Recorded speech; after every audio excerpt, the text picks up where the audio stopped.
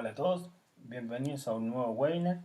Esta vez vamos a cerrar el tema de colapso estructural con un tema ya más avanzado, una mezcla de lo que hemos visto antes, pero con también unas cosas que son nuevas, que son bien poco comunes y son bastante interesantes. Lo vamos a mezclar con videos también para que sea mucho más entretenido porque son temas que, como les dije, no hemos visto mucho, y son bien específicos, son bien elaborados, así que en los videos les va a quedar mucho más claro. Hoy cerramos colapso estructural y nos quedan los 3 videos de rescate en zanjas. Eso ya se vienen desde enero, así que colapso estructural queda cerrado hoy. Recuerden que esto es un webinar solamente informativo, no pretendemos certificar habilidades de ningún tipo. La idea es que a ustedes les quede el interés por avanzar después en esos temas, siempre con escuelas reconocidas, con instructores reconocidos. El rescate es intrínsecamente peligroso, los equipos también, por lo tanto no es llegar y tomar una charla o una exposición en una red social para sentirse un experto. Esto requiere mucho estudio, mucha práctica, y hay escuelas, hay instructores que se especializan en esto, así que pueden acudir a ellos. Esto tómelo siempre como información y que les despierte la curiosidad por profundizar conocimiento.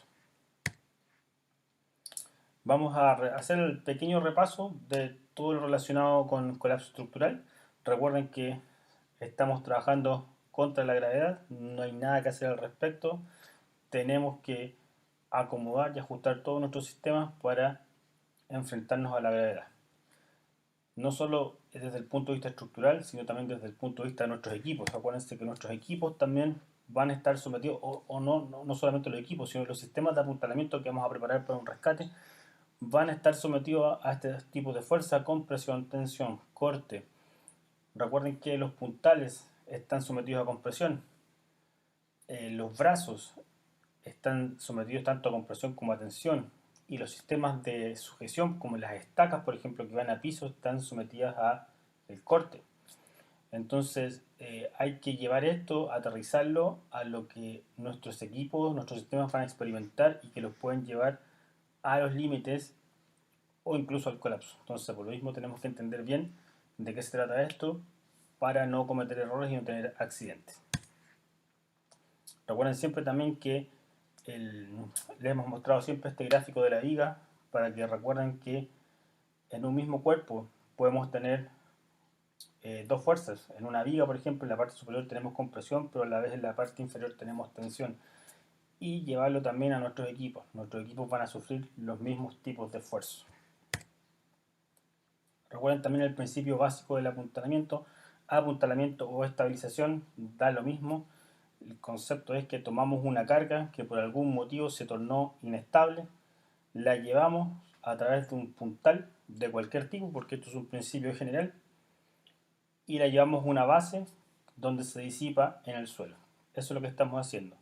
Tenemos un colector que toma esta carga, un transmisor que la lleva y un difusor que la reparte en el suelo. Ese es el concepto básico y general de cualquier sistema de estabilización, de cualquier sistema de apuntalamiento. Tenemos la costumbre de hablar de estabilización cuando es rescate vehicular, de apuntalamiento cuando es colapso estructural, pero el principio es exactamente el mismo de conducir una carga. Vamos a empezar con los Raker. Ya hemos visto algo de Raker o de apuntalamiento exterior. No confundir con el apuntalamiento inclinado para estos casos. En algunas partes se confunden los nombres. Ya hemos hablado un poco de esto, pero vamos a ver un caso específico de Raker esta vez. En los dibujos, en las imágenes que tenemos a la izquierda, tenemos 4 tipos. El primero es un Raker volante que está abrazado con madera de 2x6 o 2x4, depende de donde tengamos, pero lo ideal es 2x6. El de la derecha arriba es lo que llamamos un Raker absoluto. ¿Por qué absoluto? Porque está construido completamente en aluminio. Son puntales y brazos de aluminio, no lo mezclamos con madera en este caso.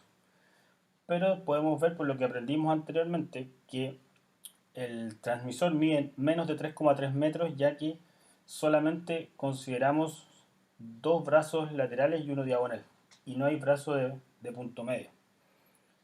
Y el que tenemos a la izquierda abajo es el raker doble o raker de gran altura, como se le llama en algunos lugares, que en el fondo son dos rakers, uno abajo que es pequeño y uno largo que va por encima. Podemos llegar fácilmente a los 5,40 m con nuestro equipo sin ningún problema.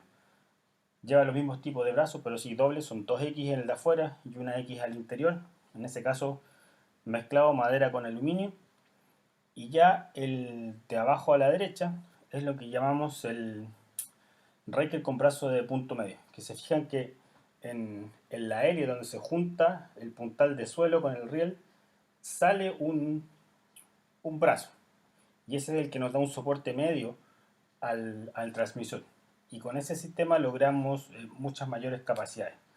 Entonces todos estos sistemas que están aquí son los que se pueden armar tanto con madera como con nuestros equipos. Y la tabla que se ve a la derecha son algunas pruebas que hemos hecho con estos sistemas. De hecho están los mismos sistemas, los 4 sistemas que están ahí son los que están en la tabla a diferentes ángulos, diferentes alturas de punto de inserción. Pero la idea es que se entienda que nuestros equipos siempre los probamos a muy altas cargas y son esas cargas de trabajo las que nosotros después publicamos como cargas útiles, cargas que se pueden utilizar para trabajar con ciertos factores de seguridad y nunca las cargas de ruptura. Es muy importante que ustedes entiendan que para cada fabricante, esto independiente del fabricante, eh, a ustedes les entreguen siempre las capacidades máximas, pero nunca las capacidades de ruptura. Las capacidades de ruptura tienen que estar mucho más arriba para nunca correr el riesgo de trabajar tan cerca de eso. Y por lo mismo, por ejemplo, si ustedes ven la primera columna que es del flying raker o del raker volante, nos indica que si aplicamos en el muro una fuerza horizontal de 17.641 kilos, la carga que va a ir por los puntales es de 24.948. Es bastante más, acuérdense que hay un juego ahí con los ángulos.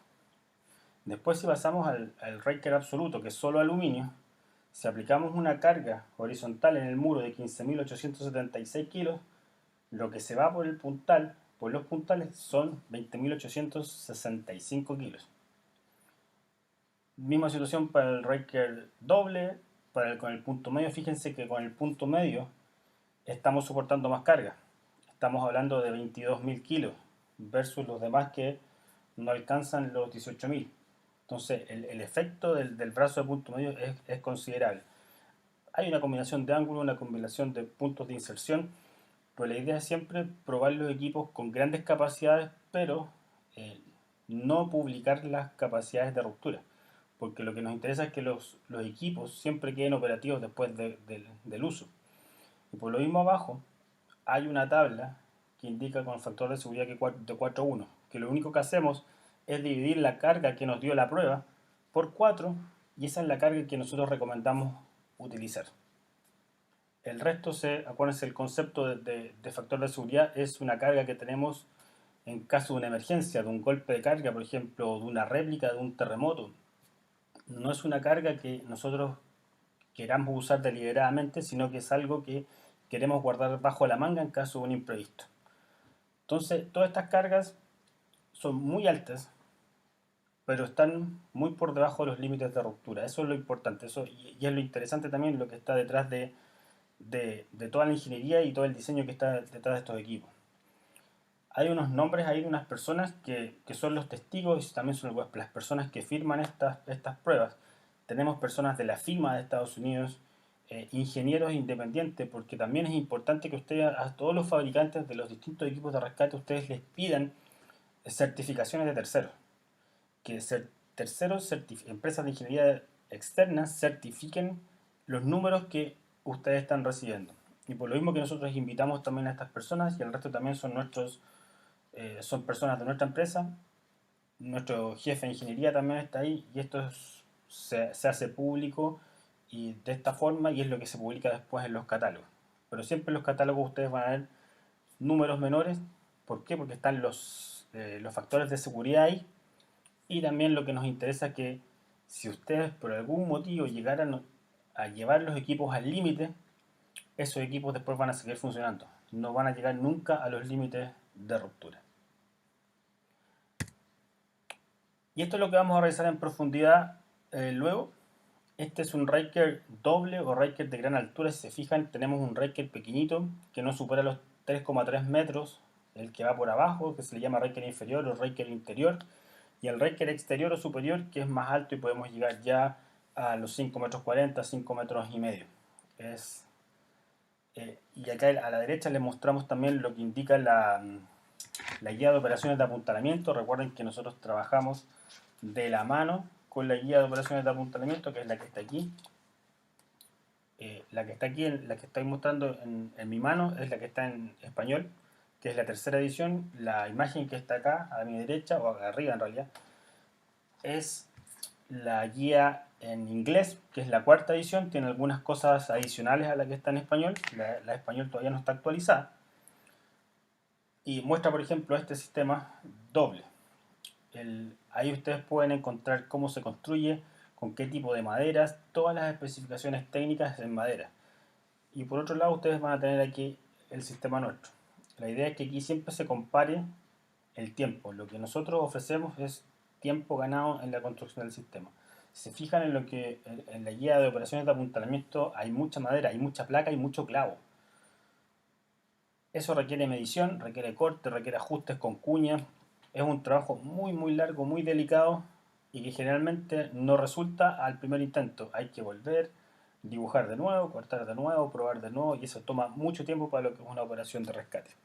Otro tipo de información que entrega la guía, además de lo que es el armado propiamente tal, los tipos de madera, son las capacidades y algunas pautas rápidas para lo que es el armado. Así vamos ahorrando tiempo, porque como es madera, el tiempo de armado siempre va a ser muy alto.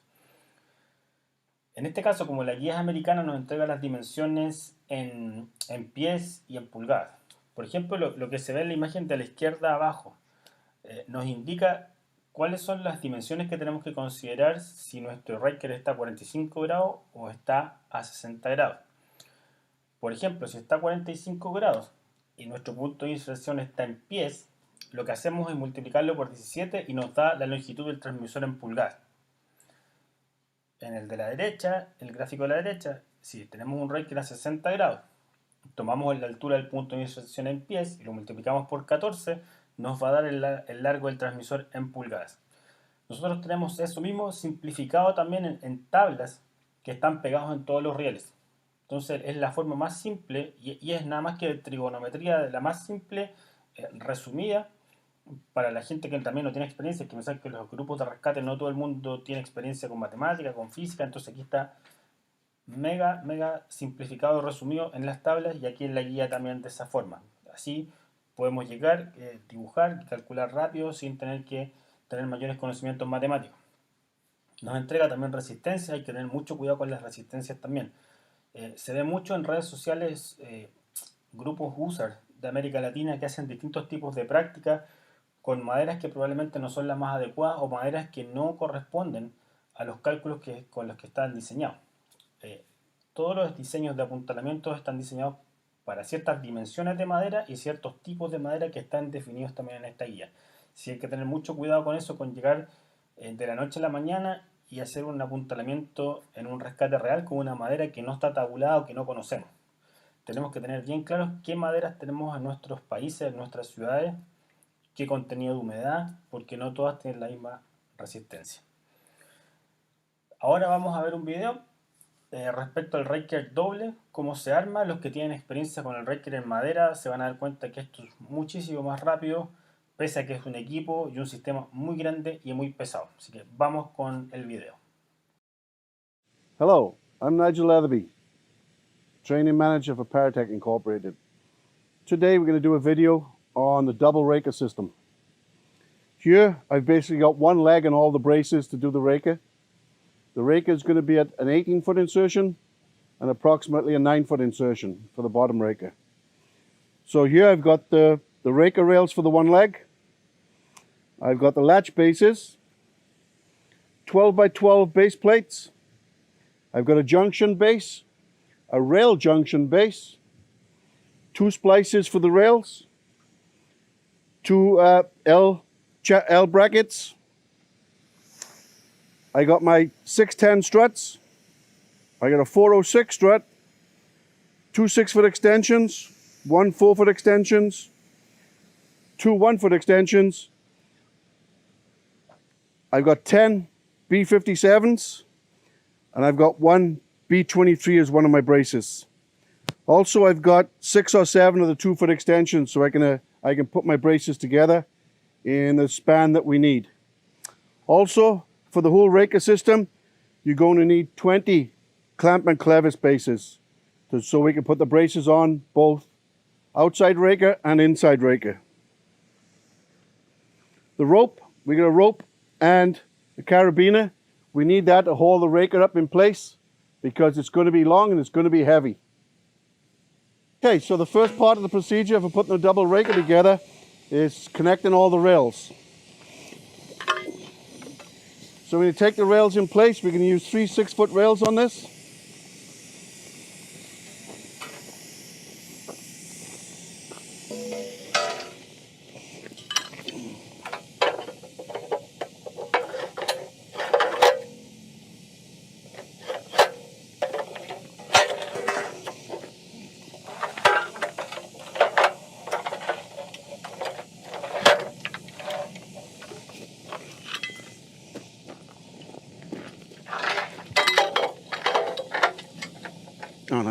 Hang on.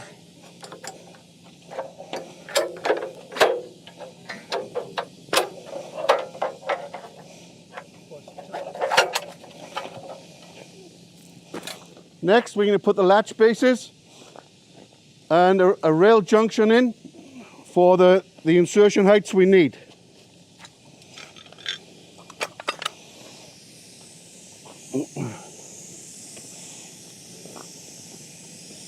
The first latch base is going to go at the base for my sole strut for my inner raker. Then I'm going to count up 10 holes. 1, 2, 4, 5, 6, 7, 8, 9, 10. At the 10th hole, I'm going to put my rail junction in. Then I'm going to count up another 8 holes, which is my last hole for my last latch base. When that's in place, I'm going to start building my outside raker and my inside raker. My outside raker is going to require 2 6-foot extensions plus 1 6/10 strut. This is the only time you're going to put 2 gold extensions together to build this double raker.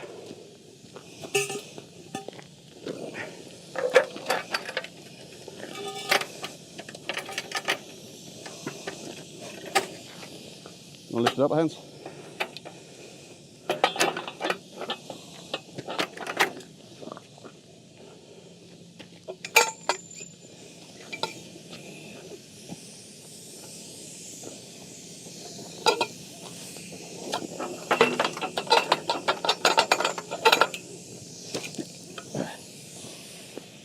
Then we're going to put our 12 by 12 base plate on the end.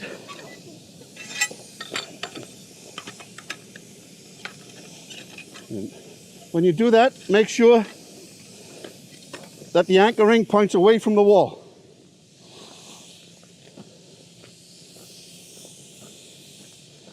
Next, we're going to build our inside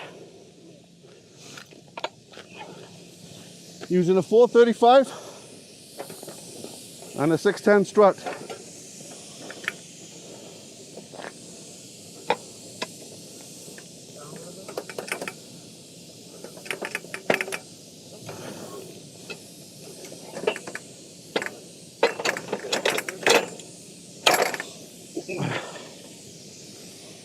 Because we're building a 60-degree raker, my base is going to end up with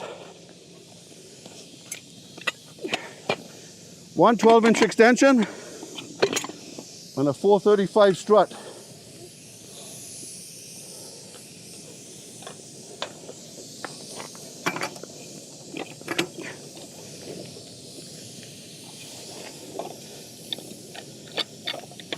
For that, I need to come out around about 70 inches.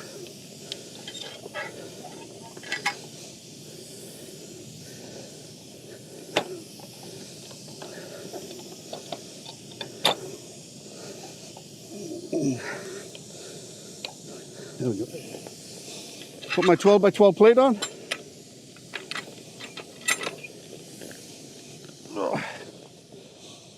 Next, we're going to come in with our B23 with a 1 foot extension. B23 is going to go into the rail junction.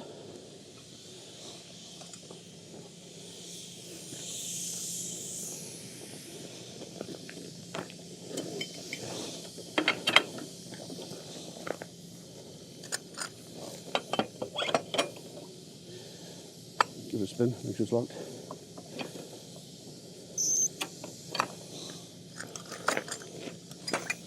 Make sure your brace is at about 90 degrees.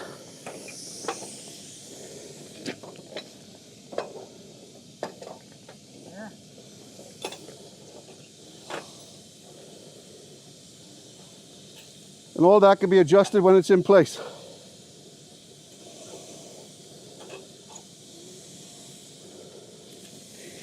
My 2 feet are a little bit close together, so what I'm going to do is I'm going to adjust my B23 out a little ways.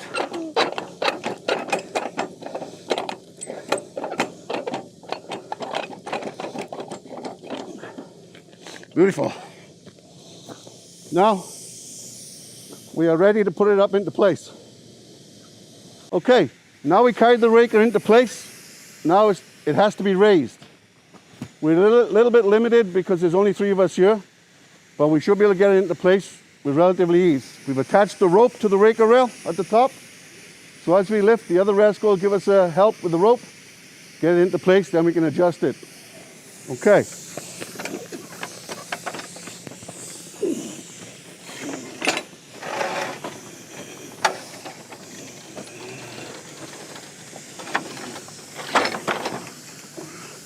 Full Andrew, go out there and go.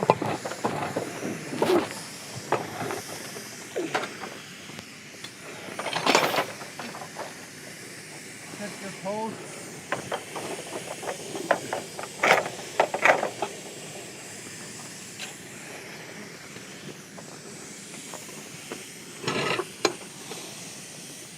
Okay, now the 2 raker legs are in place. The next thing to do is cross brace. We're going to start with the inside smaller raker cross bracing. We're going to put 2 lateral braces on and 1 diagonal.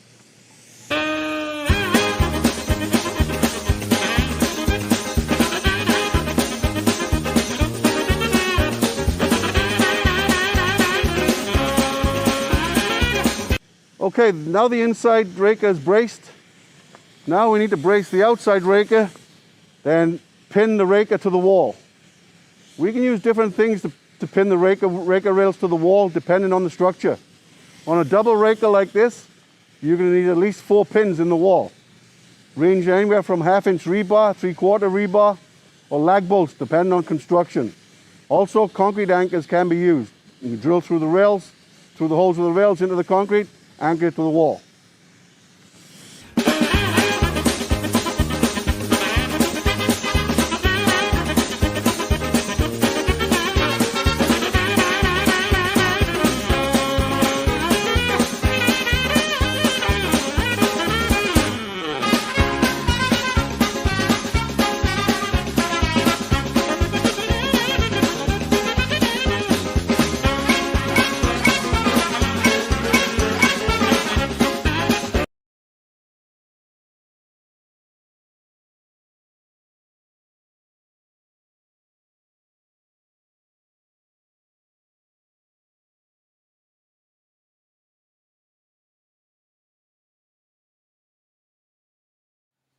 Lo que tenemos aquí ahora es el raker de esquina.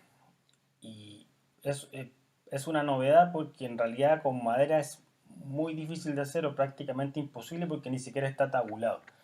Y lo que hicimos nosotros, que lo estamos experimentando hace poco tiempo, es que tomamos las piernas del raker, las ponemos perpendiculares en las esquinas de la estructura que está dañada y lo unimos con brazos. Tiene muchas variantes dependiendo de la situación. Podemos usarlo como si fuera raker volante, como si fuera raker dividido, como si fuera raker sólido. Todo va a depender de la situación. Pero hasta el momento, como les decía, en madera esto no está tabulado, no está probado. Probablemente va a ser muy difícil que la madera logre establecer brazos con esta forma, pero con nuestro sistema funciona. Y aplican las mismas resistencias que tenemos en un raker que si estuviera de piernas paralelas. En este caso son piernas perpendiculares y mandamos los brazos. Lo hemos probado, funciona bastante bien, es una innovación que hemos hecho, porque en realidad no estábamos acostumbrados a trabajarlo de esta forma, pero funciona bastante bien, tiene muy buenas capacidades. Las capacidades no se han visto disminuidas en ese aspecto. Funciona con distintos niveles también, como son puntales que se extienden o se acortan, podemos ajustar los distintos niveles, así que es súper flexible en ese aspecto. Vamos a ver ahora también un video del raker de esquina para que aprendan cómo hacerlo. Vamos con el video. Hello, I'm Nigel Letherby with Paratech Inc. We're here to put up a corner raker. For the corner raker, we're going to put up 2 flying rakers and cross brace them. The components we got here, we're going to use an 8-foot insertion at a 60 degrees. Components I got for one leg would be a 6-foot rail, one 610 strut, one 235 extension, one B23 brace, 2 latch base cups, 1 clamp and clevis, and 1 base plate. We're going to mirror each side on the corner. We'll measure for the cross bracing and put the cross bracing on. We use a corner raker. Basically, if the corner of the building is compromised, where we can put one on one side, one on the other side, coming down to capture that corner. And once that corner is captured, you can build off each side if you need to. Okay, we got our 6-foot rail, and we got a cheat sheet on the rail that gives us the length of the strut per insertion. I'm using the 60-degree table at the bottom. My insertion height is 8 feet. If I come across, it tells me I need a 9-foot raker for a 60 degree. So, first thing I'm going to come in, I'm going to put my cup in for my insertion. Then I'm going to count down 3 holes. 1, 2, 3. Then my cup goes in the 4th. That way, that gives me a 60-degree raker. If I were to put my cup in the 3rd hole, then that would give me a 45-degree raker. So, 60 degree down the bottom. I'll bring it on its side.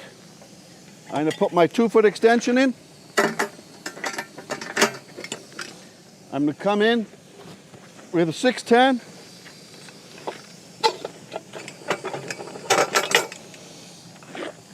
I'm going to place my B23 in the bottom cup. Make sure it's in. I'll make sure my screw is all the way in. I'll bring my clamp and clevis, lift up my strut, bring the brace in. Make sure my brace is 90 degrees to the rail.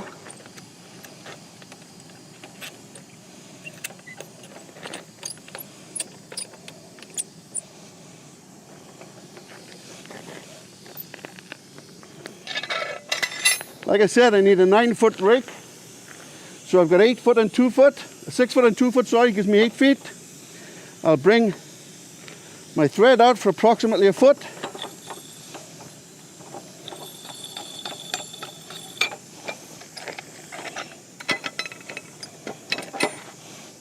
Put my base plate on. Anchor ring goes away from the wall. My flying raker is ready to go into position. Okay, now we've set the raker and put it all together. It's time to put it into place.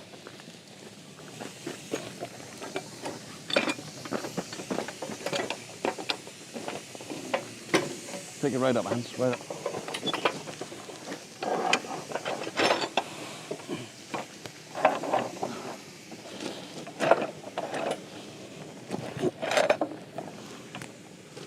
Okay, we'll take a look at the insertion points.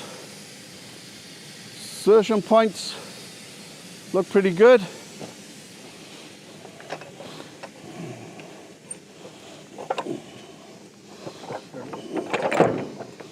There we go, it's a bit better.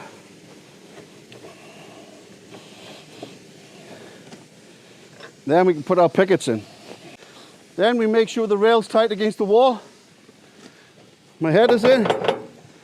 I'll adjust my brace for my flying raker.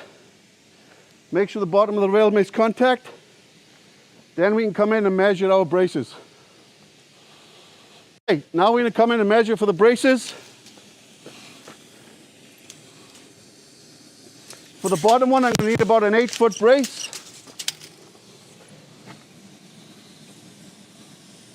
For the top one, I'm going to need about a 4-foot brace. Then my diagonal is going to be around about another 8 feet. So we're going to come in with the first brace.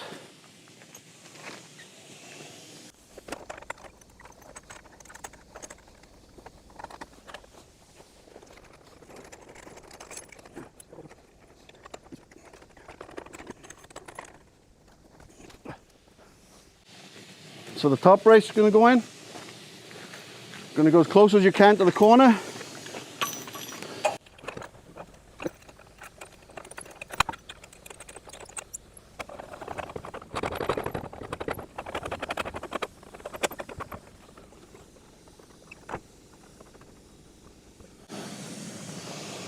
And my last brace is going to go in.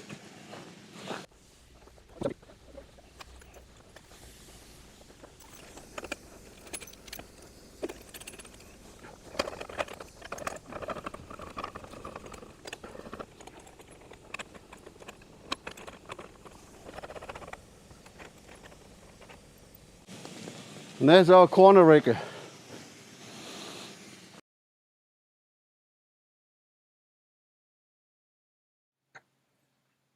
Este es otro tipo de apuntalamiento que vamos a realizar.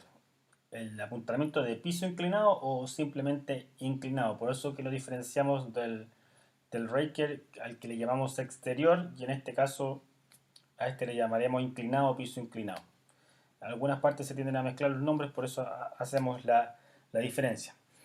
En las imágenes que podemos ver, a la izquierda lo que dice la guía de operaciones de apuntalamiento, cómo se hace con madera, a la derecha cómo lo replicamos nosotros con nuestro sistema, completamente en aluminio, tanto brazos como puntales como los rieles. Se fijan en lo que indica la guía, hay mucha madera, probablemente esto es uno de los apuntamientos más complicados de hacer, donde se cometen muchos más errores porque hay mucho que medir, mucho que calzar, hay mucha placa, mucho patrón de clavos, entonces toma mucho tiempo y los rescatistas se tienden a complicar más. Con nuestro sistema es muchísimo más rápido, muchísimo más simple, excedemos las capacidades y por lo mismo que les queremos mostrar esas diferencias.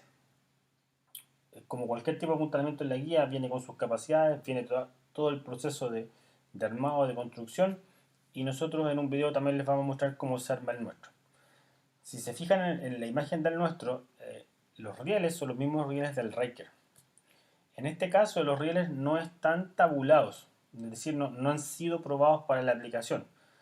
Por lo tanto se pueden usar también los travesaños de rescate en zanjas, que esos sí están tabulados y están diseñados para soportar grandes cargas. En este caso lo que hacemos para suplir esa carencia es usar las mismas maderas que se fijan que están en el sistema de madera, donde se apoyan los puntales. Se ponen 3 maderos de 2x6 pulgadas en cada uno de los apoyos, y con eso hacemos que el sistema sea mucho más resistente.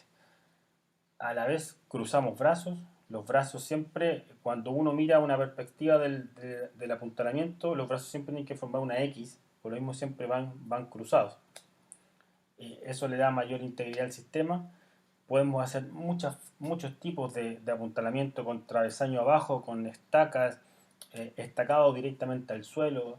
Hay muchas variables, depende del piso, depende de la estructura del cielo, pero se puede hacer. Son muchas las variables, pero se puede ajustar a cada uno dependiendo de los materiales y de lo que tengamos disponible. En este caso, como les decía, en madera es súper complejo de armar, requiere mucho ajuste, hay mucha prueba y error y toma mucho tiempo de los rescatistas poder armarlo.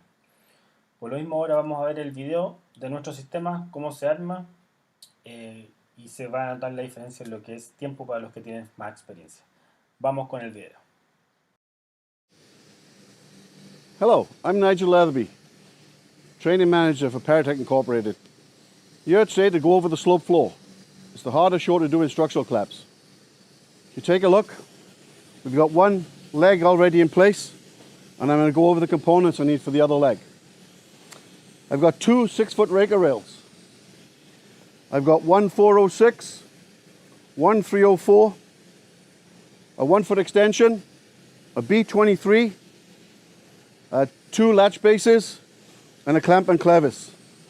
Basically, we're going to mirror the other side, but the brace has got to go in the opposite direction. So as we look through the shore, you actually see an X brace. So what we're going to do with this is, the maximum you can be apart on shores is 4 feet. So basically we're going to build a 4-foot box. When the two legs are in place, we're going to cross brace the back, then cross brace the front. It makes a complete box on your slope floor. You're ready to rock and roll to hold the floor from collapsing. Okay, now to assemble the slope floor shore. The front of the slope, I'm going to put the two cups. Make sure you put the rails next to each other so you can marry and make the two rails identical. Then I'm going to count up 4 holes. 1, 2, 3, 4. I'm going to put the other 2 cups in. That gives me 4 foot apart per shore. The next thing is going to come in is going to be my 36 to 50 inch gold shore. Then my 406 with a 1-foot extension on. And grab the 1-foot extension behind it. Grab the 1-foot extension behind it. Right there.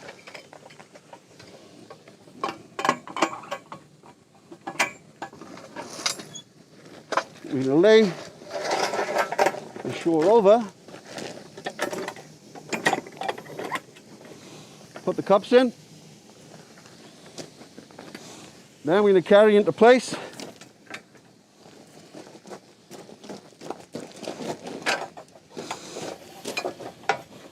I've already measured where the shore needs to be, so it's 4 foot away from the other one.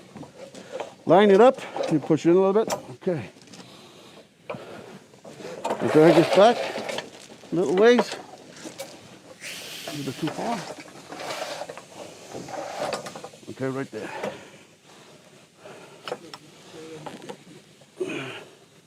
Then we bring it up into place.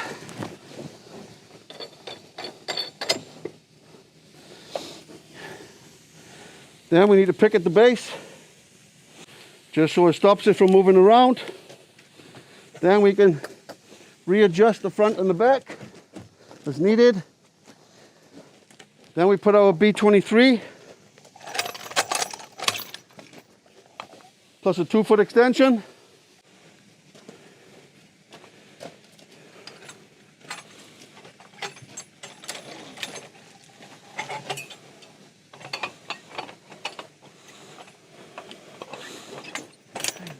Now the diagonal needs to go opposite, so that one needs to go on the bottom.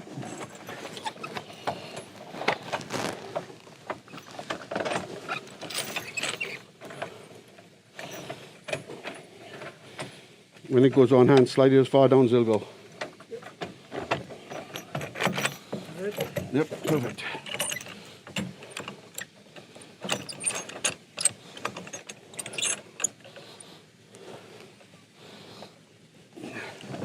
With that in place, now what we're going to do is we're going to cross brace the front and the back, doing the same, using the same braces in the front and the back. So whenever you look through the shore, no matter what side you look through, you see an X brace looking through.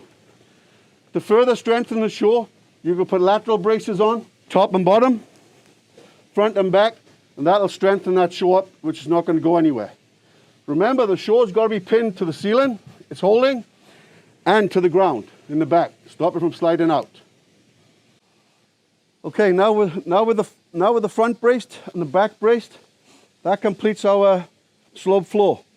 Like I said earlier, we could put laterals down the bottom and at the top, down the bottom and at the top if we need to give it more stability. But your shore's in place, everything's tight, and this one's a little bit off, but we're not building cabinets. Your slope of your floor could be off, so it may be at different angles. But with that, the braces compensate for that. We can twist the brace at a different angle to compensate for the angles of the floor, of the floor that's collapsed and the floor it's resting on. Now, going back to using raker rails. Because the raker rail is not a tabulated data rail, unlike the whaler, you can use the whaler for this as well. It doesn't make a difference. But if you use the raker rail, then you're going to pad out each foot. Pad out the foot with 3 pieces of 2x6, cut 18 inches long, put together under each foot. And that makes your raker rail strengthened at the point of contact and compression, what your shores are going to take for the load. Bien, hemos llegado al final de nuestra serie de webinars por este año. Cerramos colapso estructural. Esperamos que les hayan gustado, sobre todo los videos. Son temas que son poco comunes, que la gente que más entrenamiento ha tenido los ha podido ver en la práctica. Así que por lo mismo tratamos de hacer los videos de la mejor forma posible para que se entienda el proceso, para que se vean cómo se arman las piezas y cuáles son las diferencias con los sistemas de madera. Nosotros estamos de vuelta ya la primera semana de enero con el tema zanjas, que van a ser 3 webinars seguidos revisando distintos temas, desde lo más básico hasta lo más avanzado. Así que nos despedimos, muy felices fiestas y nos vemos la primera semana de enero.